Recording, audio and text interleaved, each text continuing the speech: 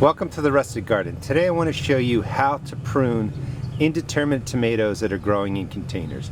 Your indeterminate tomato is going to grow quite large.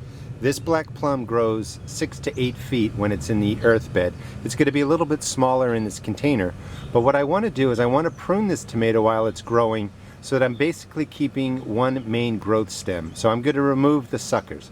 Suckers on tomatoes turn into new growth stems. So you can have, your initial tomato seedling has one stem. As it grows leaves. In the joint between that main stem and the leaf are the suckers, and I'm going to show you what they are. If they're left unpruned, they will grow into other stems, which will produce flowers for fruit, and it can just create sort of a messy tomato for a container. So you really want to prune it down. To identify the suckers, you look at your main growing stem, which is right here. That's your main growing stem, and where a leaf comes out right here, there's a joint. So in between the joint where the leaf comes to the main stem and up is this plant right here, this piece of the tomato right there, and that is the sucker. You just break it out. This is the sucker. If left alone, this will turn into a main stem itself, and instead of just having one main stem, you'll now have two. This can just make your container tomato unruly. So you want to look through the tomato and remove the suckers out.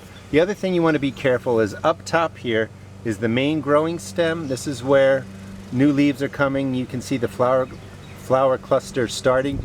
You don't want to prune the top third of your tomato. Just leave it alone, and as it gets bigger you prune a little bit more. So you start down at the bottom. Right down here is the main stem. Here's another leaf, and this is the sucker. You remove that. If I spin it around, you'll see right in here a main stem, a leaf, the sucker. Pull it out. Same thing right up there.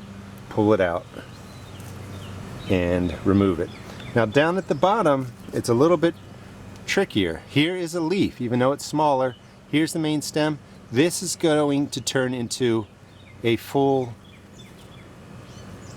main stem. So again, if you leave this, it's going to have leaves, and then it will have flower clusters, and again this tomato will come unruly. It's a little bit bigger, so I'm just going to cut it with a knife and remove it.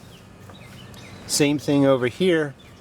We have a leaf, the main stem, and this is a sucker, and I don't want that growing, so I'm going to cut it out and remove it.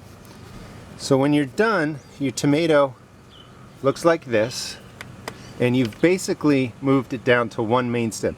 Here's the main stem. Here's another sucker right in there that I'll take out later. But here's the main stem, a leaf, a leaf, a leaf, a leaf, and nothing in these joints. That's where the suckers grow, and that's what you want to remove. And again, the reason you do that is because the suckers aren't really sucking life out of your tomato. They're making the tomato bigger.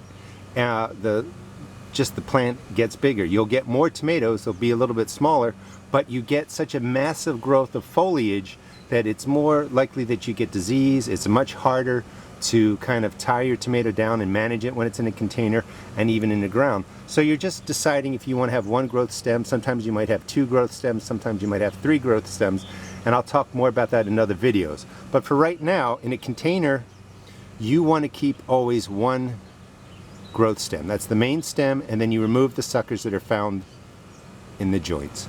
If you enjoyed this video, please check out my blog at www.therusticgarden.blogspot.com, and also check out my other YouTube videos. I have nearly 150 garden videos. Thanks.